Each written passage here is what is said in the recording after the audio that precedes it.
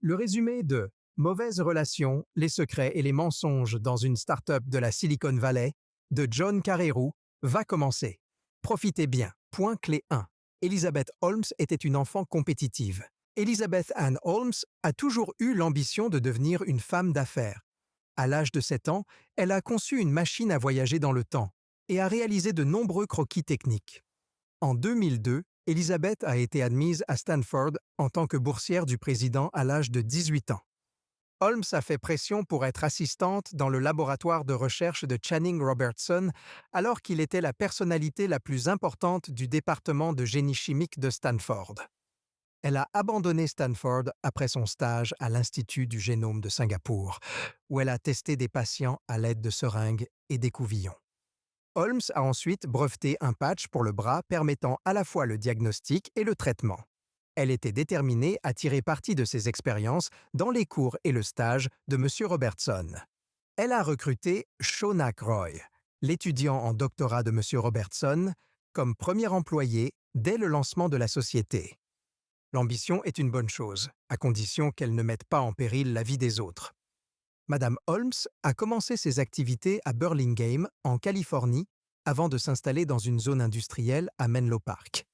Elle a tiré parti de ses relations familiales et a convaincu Tim Draper, un ancien voisin, d'investir $1 million dans son entreprise.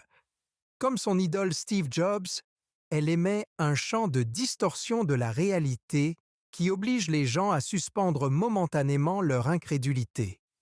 John Carreyrou. À la fin de l'année 2004, Holmes avait recueilli $6 millions auprès d'investisseurs. Après 18 mois de travail, Shaunak a le sentiment d'avoir atteint ses premiers objectifs.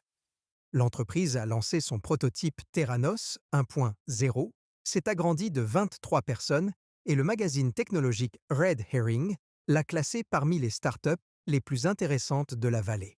Ce résumé explique comment une entreprise en plein essor a sombré, quels sont les pièges du leadership et comment la vérité peut nous sauver dans tout ce que nous faisons. Point clé 2. Le premier prototype réussi de Theranos. Holmes a demandé à Edmond Q de prendre en charge l'ingénierie de Theranos. Q s'est forgé une réputation de « Monsieur Répartout » dans la vallée.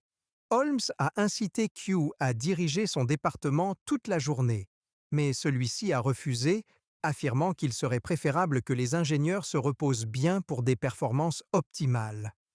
Holmes a fini par créer un département d'ingénierie concurrent dirigé par Tony Nugent, qui a redessiné Theranos en supprimant les processus microfluidiques de Q. Cette conception, baptisée The Edison, a été couronnée de succès. Il faut être attentif à la fin et aux moyens pour que le succès soit durable. L'admiration pour Apple a permis à Holmes de rencontrer Anna Ariola, qui a accepté de rejoindre Theranos en tant que conceptrice en chef. Au bout d'un certain temps, Ariola s'est rendu compte que Theranos avait encore besoin de compléter son dispositif d'analyse sanguine. Elle s'est adressée à Avi Tevanian, actionnaire de Theranos. Tevanian a constaté que les projections de revenus étaient irréalistes. Quand les recherches ont prouvé ses soupçons, Tevanian a quitté Theranos. Le déménagement à Palo Alto en 2008 a marqué le début d'une nouvelle ère pour Theranos. Les essais menés avaient désespérément besoin d'être améliorés. Holmes a vu que l'essai du Tennessee était voué à l'échec et s'est tourné vers le géant suisse Novartis. Les appareils ont donné de terribles résultats en Suisse et Holmes a considéré qu'il s'agissait d'un problème technique. Todd Surdey, le directeur commercial, a sollicité Michael Esquivel, avocat général de Theranos, et a déstabilisé le conseil d'administration par l'intermédiaire d'un de ses membres, Tom Broden. Le groupe a accepté de remplacer le PDG par Tom Broden. Holmes a demandé une seconde chance de diriger l'entreprise en promettant responsabilité et transparence, puis a licencié Surdey et Esquivel quelques semaines après son retour au pouvoir. Un esprit vindicatif fait plus de mal que de bien dans les affaires et dans la vie. Les parents d'Holmes étaient voisins de l'entrepreneur et inventeur médical Richard Fuiz, qui a fait fortune en vendant des brevets médicaux. Pendant un voyage, la mère d'Holmes a informé l'épouse de Fuiz des progrès de sa fille au sein de Theranos. Richard a été contrarié par le fait que Holmes estimait que son expertise en matière de brevets médicaux n'était pas nécessaire et a déposé, avec son avocat Alan Schiavelli, un brevet qui exploitait certaines faiblesses qu'il avait décelées chez Theranos. Gary Frenzel, le chef de l'équipe de chimie, n'a appris l'existence de ce brevet que 18 mois après son enregistrement, en janvier 2008. Holmes a décidé de poursuivre Richard Fwies. Elle s'est adressée à Ken Page de McDermott. Elle avait initialement déposé son brevet par l'intermédiaire de ce cabinet. Or, le fils de Fwies, John, était associé dans ce cabinet. McDermott a abandonné les poursuites, estimant qu'il n'était pas judicieux d'attaquer le parent d'un associé. Le saviez-vous? Avant qu'Elizabeth Holmes ne trouve le nom Edison, les employés de Theranos appelaient le prototype Glubot, car il ressemblait à un robot distributeur de colle. Point clé 3. Ramesh Balwani, l'embauche indienne qui a fait monter la température. Chelsea Burkett était une amie proche d'Holmes depuis leur rencontre à Stanford.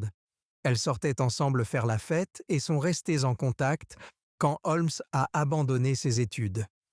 Peu satisfaite de son travail, elle a contacté Holmes, qui lui a présenté Theranos. Burkett a accepté de la rejoindre. Theranos a engagé Madame Burkett pour travailler avec les groupes d'études de validation, mais l'arrivée de Ramesh, Sunny Balwani, a commencé à compliquer les choses. Balwani avait fait fortune à hauteur d'environ 41 millions de dollars grâce à une opération commerciale à la fin des années 90. Occupant le rôle inexplicable de vice-président du conseil d'administration, il a veillé à ce que le personnel de Theranos reste intimidé. Voyant qu'un important contrat avec Pfizer était sur le point d'être perdu, Holmes a envoyé Burkett et Daniel Young, un cadre de Theranos que Holmes avait engagé pour ajouter une nouvelle dimension au système d'analyse sanguine de Theranos, en Belgique pour présenter l'Edison. L'appareil affichait fréquemment un message d'erreur, ce qui a fait échouer le voyage. Holmes a obtenu des résultats similaires quand elle a tenté d'évaluer la propagation de la grippe porcine au Mexique. Elizabeth était si persuasive. Elle avait cette façon intense de vous regarder pendant qu'elle parlait qui vous faisait croire en elle et vous donnait envie de la suivre. John Carreyrou. Burkett s'est senti frustré par ses problèmes et Balwani a continué à terroriser le personnel. Il a licencié Seth Michelson, un ingénieur de la NASA, et a menacé de faire partir Tony Nugent. Burkett a quitté son emploi quand Holmes a recommandé l'Edison, qui était encore loin d'être achevé, pour le diagnostic d'un patient atteint d'un cancer. Il devrait y avoir une ligne claire entre le profit et la sécurité des vies humaines que les entrepreneurs devraient respecter. Holmes a approché Jay Rosen, connu sous le nom de Dr. J, des magasins Walgreens. Enthousiasmés par l'Edison, d'autres dirigeants de Walgreens, Kevin Hunter, Jim Sundberg et Ronald Vandenhoof, ont rencontré Theranos et se sont engagés à investir dans l'entreprise. Les deux parties ont également accepté d'utiliser l'Edison pour leurs tests. Soupçonnant le refus de divulguer les résultats des tests sanguins, Hunter s'est renseigné auprès du Dr. G et a découvert que Johns Hopkins n'avait pas certifié l'Edison comme Theranos le prétendait. Theranos a falsifié le nombre d'échantillons de sang que ces cartouches pouvaient analyser. Point clé 4. Les démêlés judiciaires d'Elizabeth Holmes avec la famille Fwies. En octobre 2011, Madame Holmes a décidé de porter le combat contre Monsieur Fwies. Elle a poursuivi Richard Fwies pour avoir conspiré avec ses enfants, Joe et John, pour voler des informations confidentielles sur des brevets et déposer un brevet concurrent. Holmes a engagé David Boies pour s'occuper de la procédure. Boies s'est fait connaître dans les années 90 quand le ministère de la Justice l'a engagé dans une affaire contre Microsoft. Il aurait fait témoigner Bill Gates pendant plus de 20 heures. Se référant à une affaire des années 90, Boies a soutenu que John Fwies avait l'habitude de transmettre des informations volées à son père. Pendant la déposition, John s'est montré lamentable. Boies a mis fin à la carrière de John avec des charades juridiques. À la recherche d'indices pour l'aider dans son affaire, Richard Fwies a rencontré un scientifique, Ian Gibbons, mais Boies n'a pas permis à Fwies de le contacter. Méfiez-vous du caractère d'une personne. Il peut faire ou défaire votre carrière et votre vie. Theranos prétendait pouvoir effectuer plus de 800 tests sur un échantillon de sang et que ces méthodes de test étaient plus précises que les méthodes traditionnelles. TBWA, l'agence de publicité, a demandé à ce que le site web ne soit pas divulgué pour éviter les poursuites pour publicité mensongère. Comme elle n'allait pas s'en tirer facilement avec la description exagérée de l'appareil, Holmes a accepté de modifier le contenu de son site web 2 jours avant son lancement, en avril 2013. David Boyce a épuisé Richard Fuiss et ses fils. Dépensant plus de 2 millions de dollars, les Fuiss ont décidé d'agir pro se en laissant Joe Fuiss s'occuper de l'affaire. Boyce l'a démoli. Les Fuiss ont encore aggravé leur cas avec des déclarations contradictoires pendant la déposition. En mars 2014, Richard et Boyce se sont rencontrés pour régler l'affaire. Fuiss a accepté de retirer son brevet et Theranos a décidé de retirer sa plainte. Mécontent, John Fuiss a engagé Julia Love de l'American Lawyer Media, ALM, pour publier un article. Il affirme que Boyce a soudoyé les autres Fuiss et menace de les poursuivre en justice. Roger Parloff, du magazine Fortune, est tombé sur cet article dans l'ALM et a décidé de rencontrer Holmes. Après un entretien de 7 heures, il a été submergé par Theranos et ce qu'elle représentait. Dans son article suivant, The CEO Out for Blood, il décrit Holmes et son rêve de sauver le monde avec une simple goutte de sang. Point clé 5. Richard Fuiss a enrichi Holmes par inadvertance. L'exposition médiatique a permis à Holmes d'entrer de plain pied dans la célébrité. Tous ceux qui s'intéressent à Theranos, à Forbes et à d'autres grands noms du journalisme sont venus voir. Tout le monde voulait en savoir plus sur cette entreprise évaluée à 9 milliards de dollars. Barack Obama a fait de Madame Holmes une ambassadrice, et Theranos a dû renforcer son service de sécurité. Quand vous bâtissez votre vie sur un mensonge, vous vous écroulez, quelle que soit la hauteur à laquelle vous vous élevez. Alan Beam s'est lassé des combines de Theranos. Il n'a pas pu accéder aux données du test de contrôle et a fait part de ses doléances pendant une réunion avec le scientifique Curtis Schneider. Beam a commencé à transférer les emails qu'il avait partagés avec Balwani et Young sur son compte Gmail privé. Il a démissionné en décembre 2014. Balwani a trouvé les courriels et l'a contraint à les supprimer quand il a signé une déclaration sous serment. Refusant de les supprimer, Theranos a menacé de le poursuivre en justice. Sur les conseils de son avocat, Beam a décidé de supprimer les 175 emails. Adam Clapper, pathologiste à Columbia, était certain que de minuscules gouttes de sang ne suffiraient pas, comme Theranos l'avait fait croire au monde entier. La recherche a également révélé qu'il n'existait aucune étude prouvant les affirmations de Theranos. Quand M. Beam a rencontré M. Clapper, Richard Fuiss, Joe Fuiss et d'autres personnes, il leur a parlé des actes de Theranos qui trahissaient le serment d'Hippocrate. M. Beam a transmis ses conclusions sur Theranos à John Carreyrou du Wall Street Journal en février 2015. Carreyrou s'est entretenu avec Beam le 26 février 2015 et a reçu des informations sur les employés qui quittaient l'entreprise pour des raisons similaires. Nombre d'entre eux n'ont pas voulu rompre la confidentialité, mais Tyler Schultz, Erika Cheung et d'autres ont pris contact par la suite. Quant à Theranos, Beam a déclaré qu'elle n'utilisait pas sa technologie dans certaines cliniques, mais plutôt celle de Siemens. Plusieurs médecins ayant utilisé l'Edison ont déclaré qu'ils tombaient constamment en panne. N'ayant aucune idée de la puissance de l'adversaire, Carreyrou résume ses constatations et entreprend de publier un article. Point clé 6. Theranos a envoyé des emails de menaces pour tenter de faire taire les gens. Tyler Schultz s'est rapidement retrouvé sous le feu des critiques de Theranos. Theranos a poursuivi Schultz pour avoir divulgué des informations confidentielles sur Theranos à Carreyrou. John Carreyrou a fini par organiser une réunion avec David Boyce après plusieurs tentatives infructueuses pour joindre Tyler Schultz et Holmes. Ils l'ont programmé pour le 11 juin 2015. David Boyce est venu à la réunion avec Mike Brill, Meredith Dearborn, Daniel Young et King Heather. En prévision des tirs croisés, John Carreyrou est venu avec Jay Conti et Mike Sikonov, qui dirigeaient l'équipe d'enquêteurs. La réunion a commencé par les remarques de Heather visant à réfuter les fausses prémices.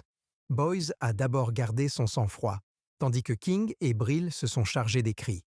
Daniel Young a reconnu que Theranos possédait et utilisait d'autres appareils, mais c'était à des fins de comparaison et non d'exploitation. Quand on lui a demandé si Siemens en était un en particulier, il a parlé de « secret commercial ». En ce qui concerne l'Edison, M. Young a reconnu qu'il avait des défauts, mais qu'il avait dépassé ce stade. Il a ajouté que cette technologie avait été abandonnée. Le nombre de tests qu'elle pouvait effectuer était un secret commercial. Theranos n'a rien divulgué au sujet de ses brevets, car Carreyrou n'était pas disposé à signer un accord de non-divulgation. Après la réunion, Theranos a écrit à Carreyrou par courrier. Elle l'a menacé de le poursuivre en justice s'il révélait des secrets commerciaux ou s'il écrivait quoi que ce soit de diffamatoire.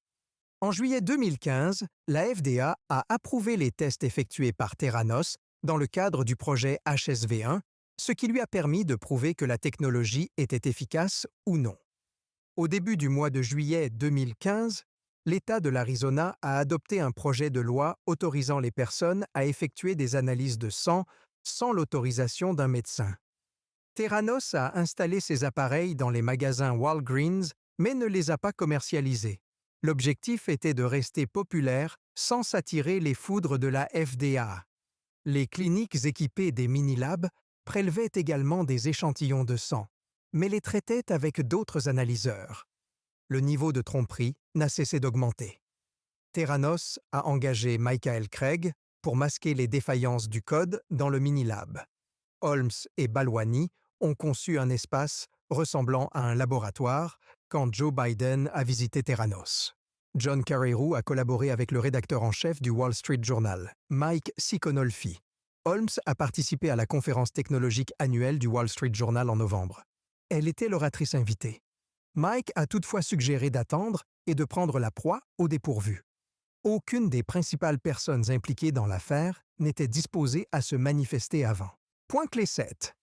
Des recherches approfondies ont fini par révéler la vérité.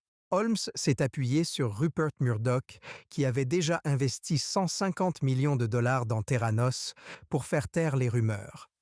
Rupert Murdoch était actionnaire de Fox Broadcasting Network.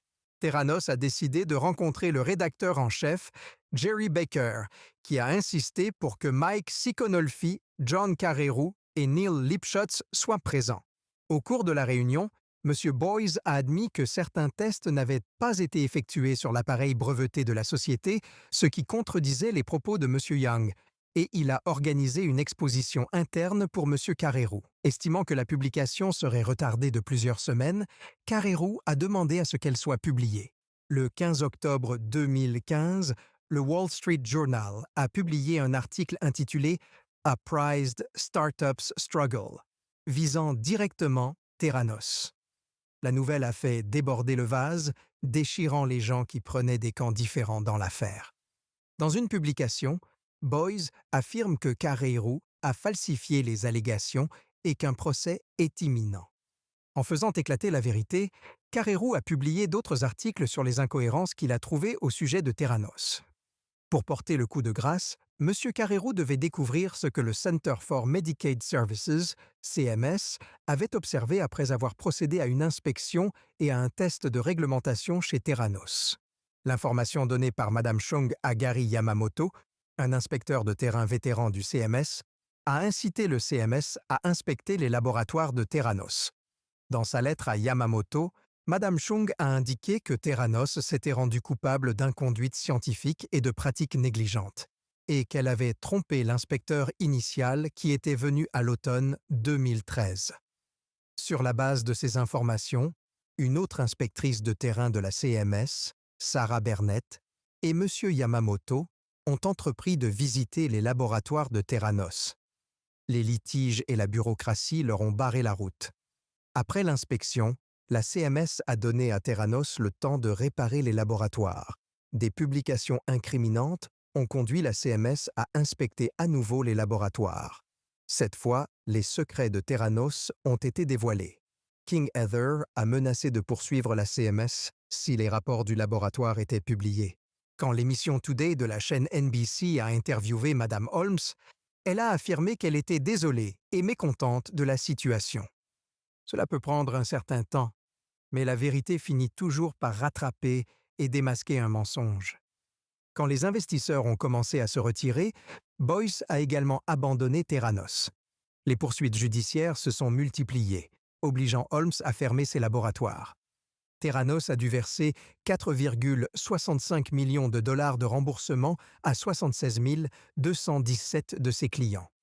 L'extension de Theranos à l'ensemble des 8134 magasins Walgreens aux États-Unis aurait mis de nombreuses personnes en grave danger en raison de faux diagnostics.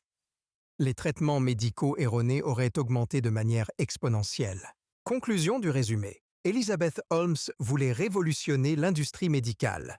Son invention était censée modifier radicalement les diagnostics, mais à la place, elle est devenue tristement célèbre pour avoir organisé une escroquerie à grande échelle. Elle a bâti son empire sur des mensonges. Les promesses d'Elizabeth ont attiré de nombreux investisseurs et mis en péril la santé de ses clients, car elles ne se sont jamais concrétisées. Si ces aspirations n'étaient pas mauvaises, nous ne devons pas risquer la vie d'autrui en poursuivant nos rêves. Nous devons toujours rester humains et traiter les gens sur un pied d'égalité. Le pouvoir d'Elizabeth Holmes lui est monté à la tête. Elle a engagé une équipe de béni-oui-oui et licencié tous ceux qui tentaient de lui montrer la réalité dans laquelle il se trouvait. Les futurs dirigeants devraient s'inspirer de cette histoire. Il est essentiel d'avoir des personnes qui peuvent vous dire la vérité et remettre en question vos croyances. Elles vous permettent de garder les pieds sur terre. Le plus important, c'est d'être gentil. Marcher sur les gens peut vous mener quelque part, mais vous n'y resterez que peu de temps. Vos méthodes comptent autant que vos objectifs. Et quand la vérité éclatera au grand jour, votre chute ne tardera pas. Les athlètes malhonnêtes perdent leur médaille et les PDG qui mentent vont en prison. Essayez ce qui suit. Il faut du courage pour dénoncer une fraude, surtout quand des milliards de dollars sont en jeu. Toutefois, une personne dotée d'un système de valeurs solide n'aura guère de mal à décider de faire éclater la vérité. Quelles sont vos valeurs? Prenez le temps d'écrire les traits de caractère qui sont les plus importants pour vous, indépendamment de ce que vous faites ou de l'endroit où vous vous trouvez. Résumé fini. Prenez le temps de l'évaluer, afin que nous puissions vous aider à vous développer de la meilleure façon possible.